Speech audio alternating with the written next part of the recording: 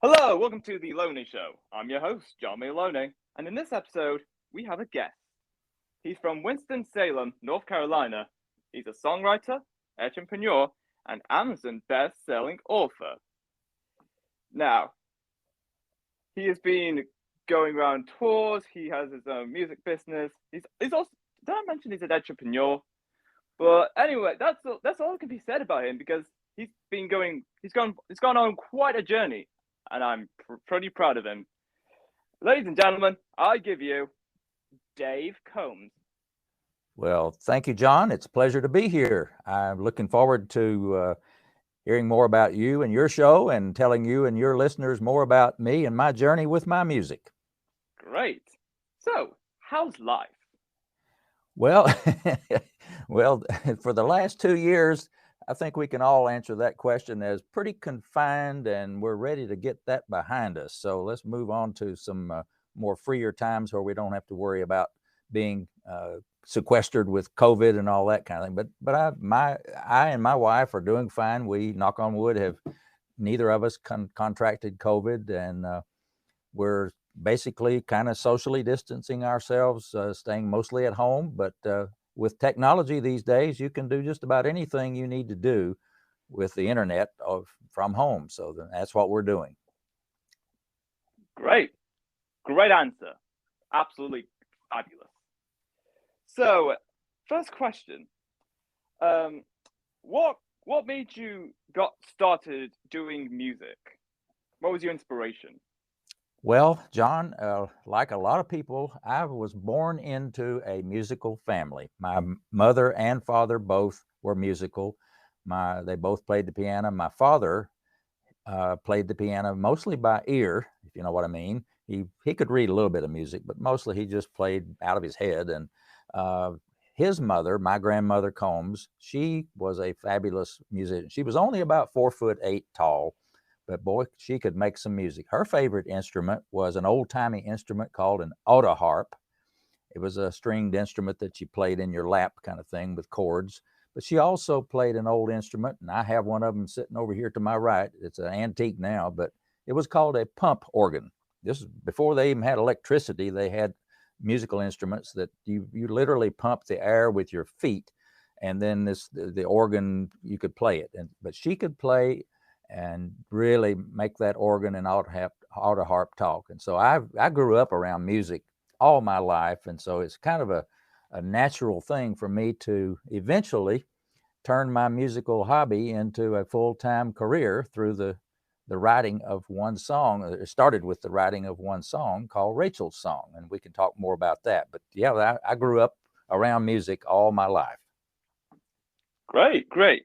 And I actually want to know more about Rachel's song. What got you thinking about writing it? Well, actually, I didn't even really think I was writing a song. I'm a piano player, and I play just for fun. And at the time I wrote Rachel's Song, I was working full time at Western Electric. It's a big company, was a big company in the United States. It became AT&T and then Lucent Technologies and so forth. But my way of relaxing is to sit down at the piano and just play something. Sometimes I'll get some sheet music out and play that, or I'll turn on the radio. I love to turn on the radio and play along with songs that are there, or put on a recording and play along with it. But I had an 100-year-old Knabe, Knabe is the name of the piano. It was built in 1875, and it was a baby grand piano, but it wouldn't hold its tune very well because, it was 100 years old. I guess it was basically deserved to be out of tune every now and then. But I would tune it up myself. I have a tuning hammer, and I would basically tune it up to at least where it sounded decent. And every time I would tune my old piano, of course, I wanted to sit down and play something pretty while it was sounding in tune. And this particular time, this was in January of 1981, 41 years ago. I sat down at the piano after I'd tuned it, and I put my fingers on the keyboard and I started playing. And the tune that I played, I'd never heard before, but seemed like a tune that I had heard forever. It sounded beautiful. It was in the key of C, and I played it. I had a chorus, a verse, and a chorus, and I played it again. And so I did that. And then I didn't think much about it because it was just, I played something that sounded good on my freshly tuned piano. Well, a few days later, my wife, Linda, came home from work and she said, what is the name of this song that I've had stuck in, excuse me, stuck in my head all day long? You know how you get it? I think they call it an earworm, where you get a song hung in your head and you just can't get it out. So she says, what is the name of this song? You play it all the time on the piano. I said, well, it doesn't have a name. And she says, well, what? You play it all the time. I said, it's just something I made up. Well, she got all excited and said, well, Dave, have you written it down? I said, well, no, I've got it in my head here. And she said, well, you might get run over by a truck or something, and that song would be gone forever. So I wrote it down, and so that was in January of 1981. And then a couple of years later, some good friends of ours had a little baby girl named Rachel, and they asked Linda and me to be her godparents. Of course, we said yes, and so we went to the christening service.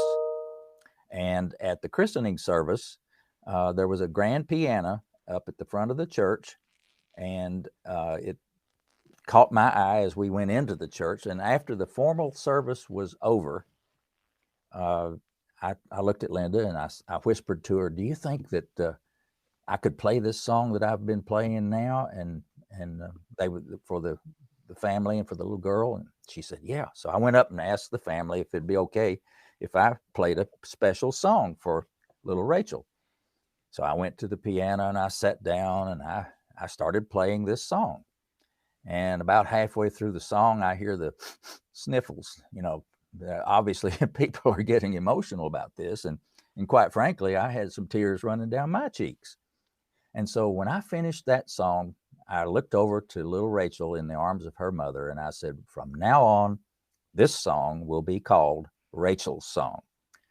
And John, that's how it got its name, and it just seemed the perfect fit. And it's been played millions of times around the world, and more babies have been born to this song, and people gotten married to it. And with that Valentine's Day coming up here on Monday next week, the people have had romantic relations formed around this song. And so it's just got a life of its own. And so that was the beginning of my musical journey with recording and writing music.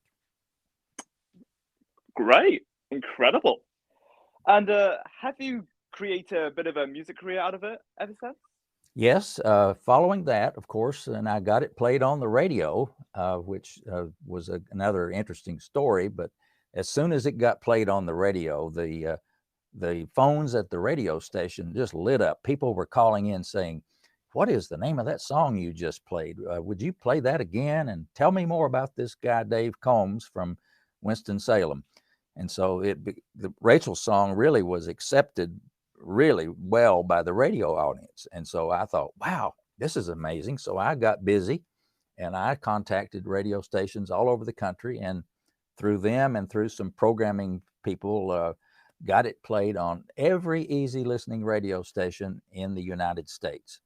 And I wouldn't be surprised if it didn't sneak over into the United Kingdom somewhere at the same time. I know it did go to Australia, and it became a #1 requested song in the country of Australia for 2 years. But that song basically got me started into thinking about, well, if this song has this much appeal, now you got to remember, I'm an MBA. I have an MBA from Wake Forest University here in North Carolina, and I'm a business person. I'm an entrepreneur. I've always thought like an entrepreneur, thinking about, well, how can I monetize this idea or that idea? Well, I knew when you have hundreds of people saying, boy, I want more of that music, the light bulb goes off. It says, aha, this is something that I should pursue.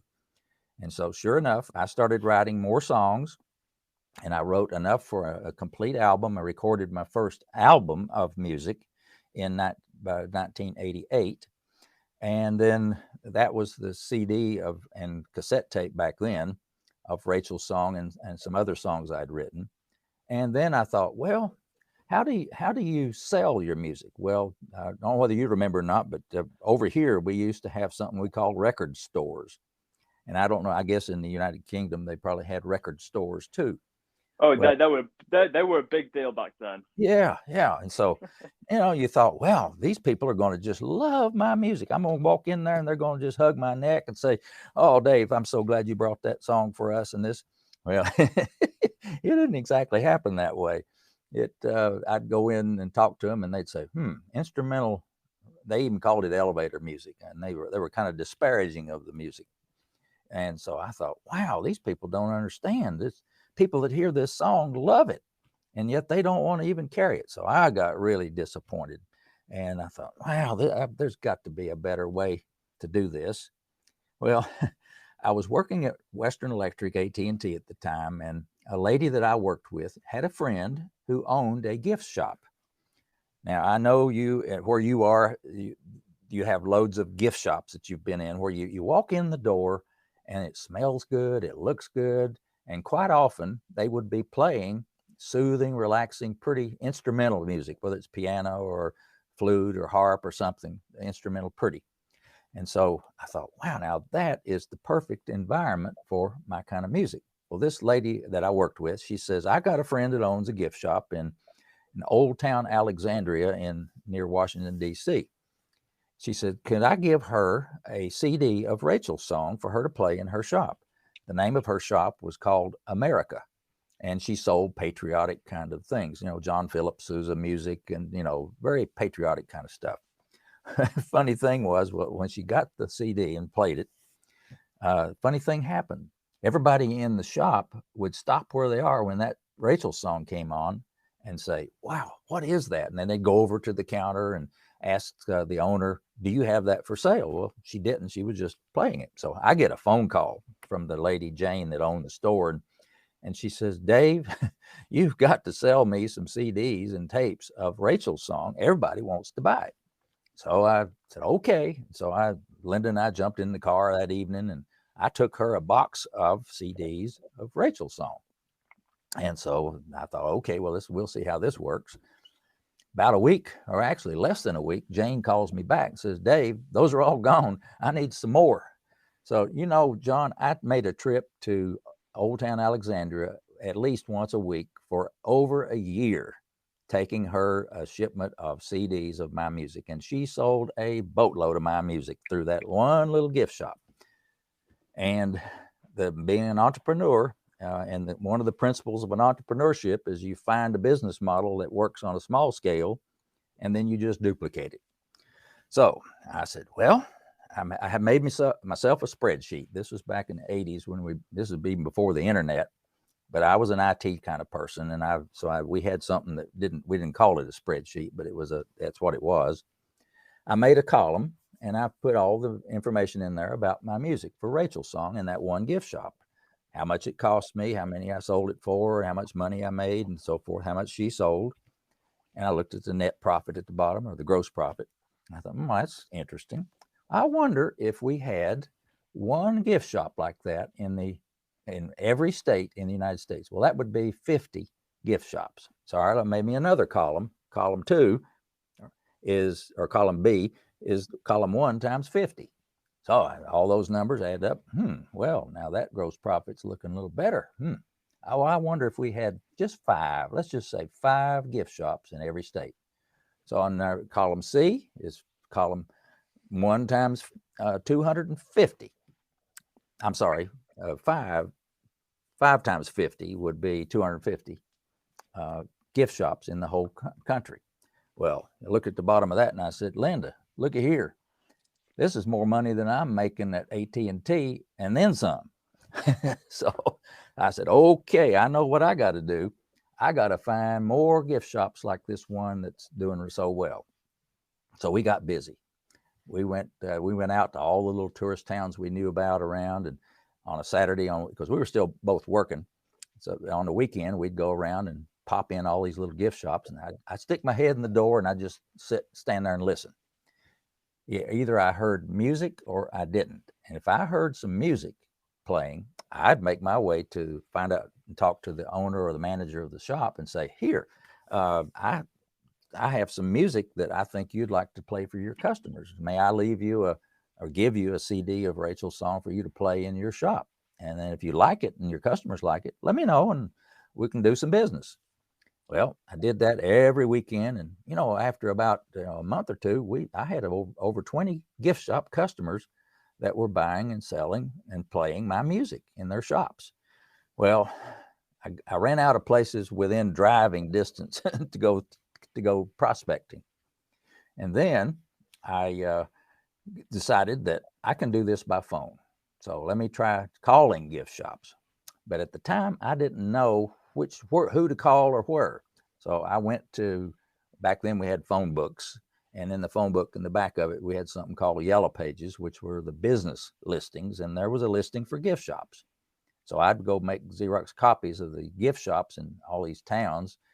And then on the weekend, I'd call them and ask them, if they played music did they sell any music, cassette tapes or CDs of the music that they played?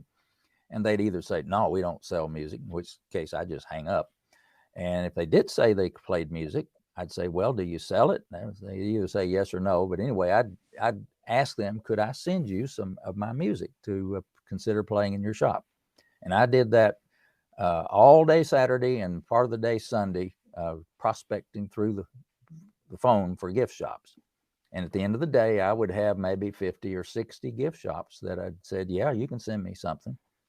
And I'd send them a package. And lo and behold, almost all of them would call me back and say, yep, they love it. Send me some. And so I essentially grew my business from that first one gift shop to over 1,000 gift shops all across the United States, selling and playing my music. And by 1992, my business had grown to the point where I was able to quit my job at AT&T with my boss's blessing. He understood what I was doing. And I quit my job and did nothing but my music then for the next 10 years. Linda and I both were able to make a really good living, and I hired an employee to help me. And I ended up with 15 albums of soothing, relaxing instrumental music that I sold through gift shops all over the country. Wow, I'm absolutely blown away by this. That is quite the motivational story. It's great. Love it. Keep doing what you're doing. I absolutely love it. Great. Well, it's the whole world has changed though. Now we don't do so much. Cassettes have gone away a long time ago. CDs are going away pretty much. And now we're in the world of downloads and streaming over the internet. And I have my music is available on all of the streaming places, iHeartRadio, Spotify, Apple Music, you name it, Amazon, and all those places.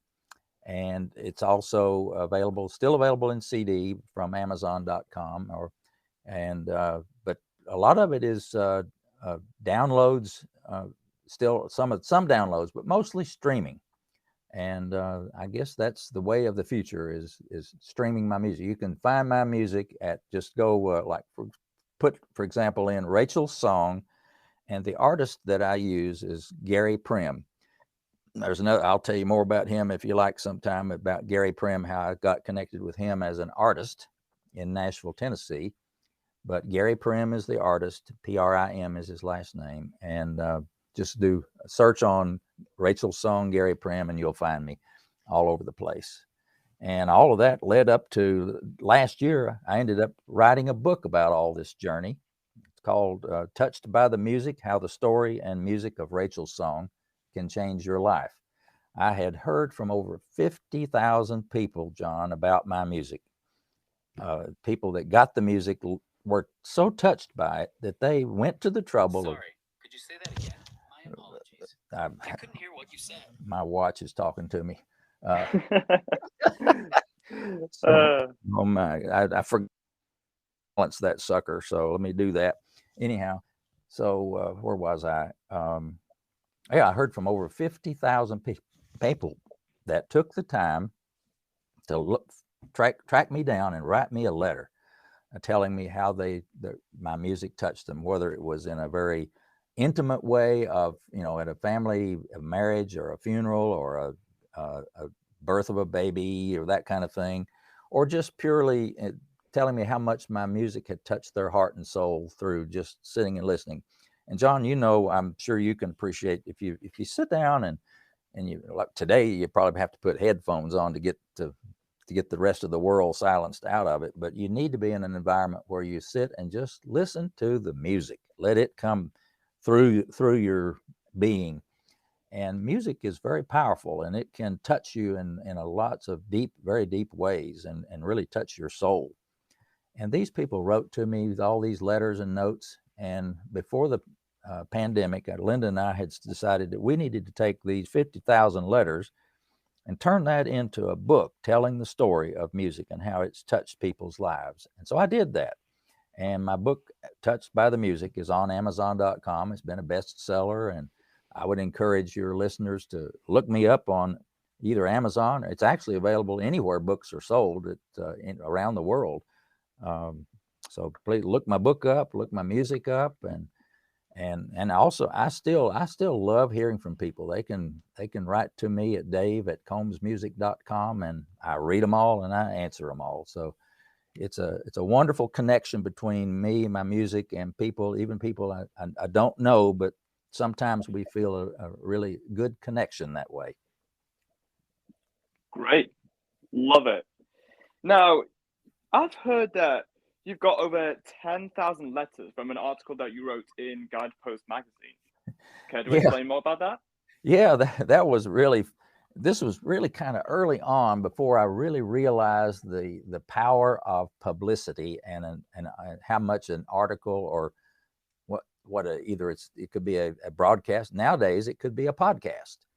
But back then, there's this magazine. I don't know whether you're familiar with it or not. In the United States, it's called Guideposts magazine. It has a circulation of about 3 million people, and it was a hard copy little booklet that got ordered, and you'd find it on the table at doctors' offices, and people subscribed to it. And it was one of those little magazines with feel-good stories that nobody ever threw it away. I mean, they just couldn't bring themselves to throw this book full of great stories in the trash. So anyhow, I got a phone call from one of my fans one day, and her name is Roberta Messner, Messner, and you can look her up later. But Roberta called me because she wanted to tell me how much my music had helped her through the healing process. She had a very serious disease that was very, very painful and involved lots of surgeries and whatever. And she wanted to tell me how much Rachel's song had soothed her through this painful process. And then she was a very curious person. She asked me about it, like you did, about how did I write Rachel's song and so forth. And so I told her that story. And then she said, well, I am a writer for Guidepost magazine. I said, really? And she says, I love your story, and I want to pitch your story to Guidepost, see if they'll publish it. So I said, okay. So we arranged for some interview times over the phone where she could get her whereabouts to put the story together. And so she did. And then she called me back after a little bit and said, Dave, the editors at Guidepost want to publish this story. I said, oh, that's great. So she said she sent it off, and then I didn't think a whole lot more about it until I think it was about May or June of that year. I get a phone call from Guidepost, and so the editor, he says, Dave, can you send us some photographs of you at the piano, and you and your wife or whatever, that we could use in the magazine for this article? I said, well, sure. So I didn't even hire a actual professional photographer. Linda took a picture of me at the piano, and I set up a tripod out in the yard with me and Linda and holding our kitty cat, and took a picture and sent those off to Guidepost. And then that was like the part early in the summer. Well, that September was when the issue hit the street.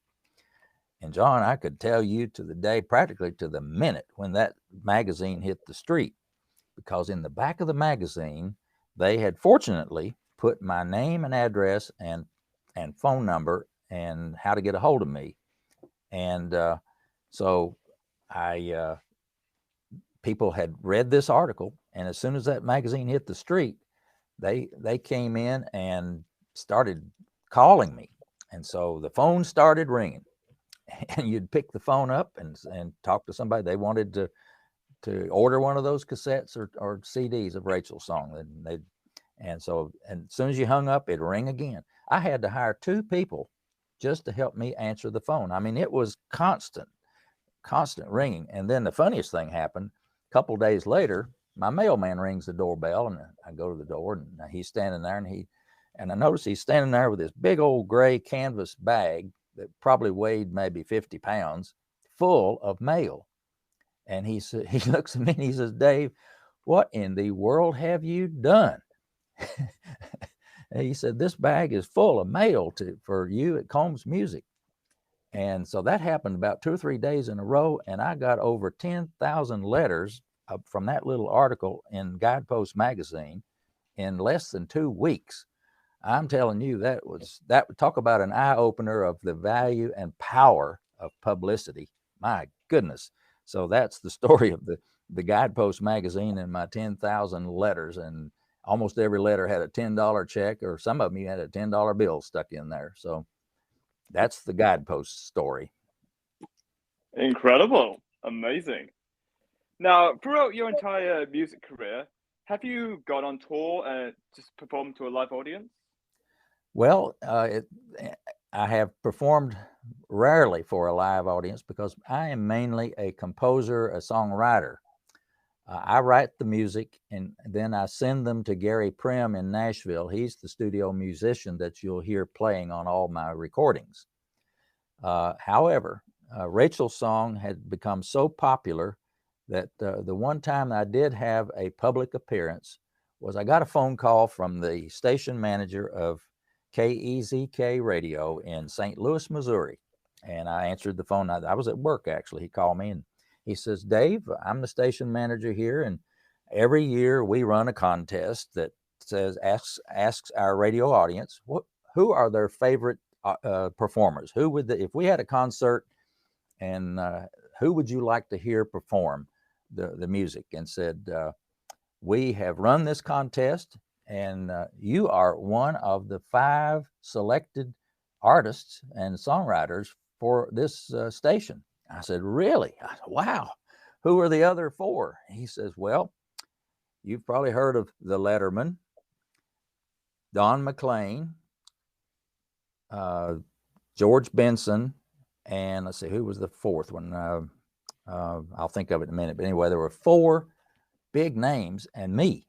And I thought, wow, I am really, this is spectacular." So they invited me. They wanted to fly me and my wife out to St. Louis for this special concert out in an open air concert field, a park. And he said, "We're expecting a lot of people." And so they flew us out there, and I got to perform Rachel's song. I was the first on the program, and then the next group behind me was the Letterman. But I remember getting up on that stage and looking out, and there was over 26,000 people showed up for this free concert. People came from all over, and then they had an autograph tent set up next to the stage for me to sign autographs, and I'd send them a bunch of my CDs and tapes.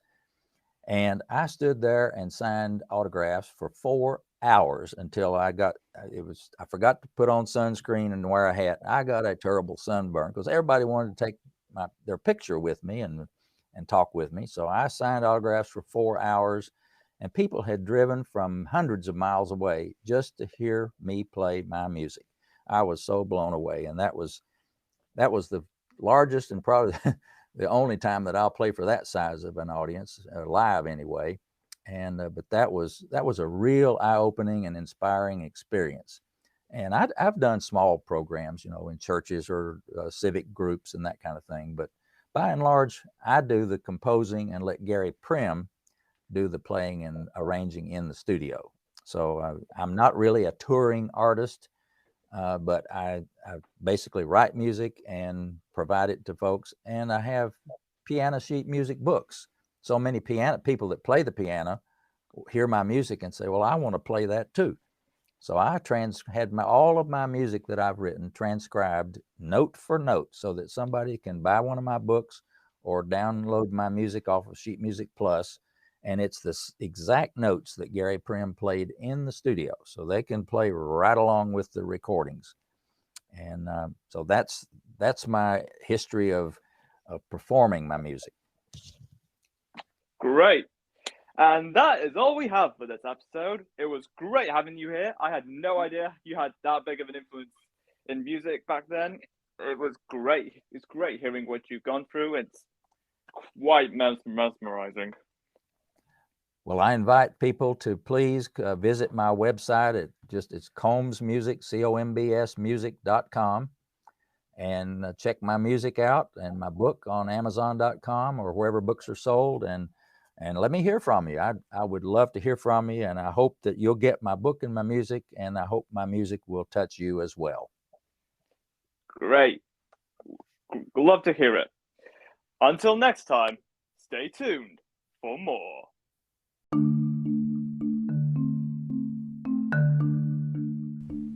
This episode of The Elone Show is brought to you by Matchmaker.fm. Matchmaker is a platform where users can search up and book in with podcasting shows to do ad swaps, content collaborations, and make guest appearances. Now, as someone who just started making a podcast and want to look for guests or do some form of content collaboration, this is the platform I highly suggest to any of those people. And if you do want to be in the next episode of The Elone Show, all you got to do is go online to Matchmaker.fm, search up The Elone Show, send me a direct message, and yeah, just leave the rest to me. So what are you waiting for? Go online, make your very own guest profile today at Matchmaker.fm.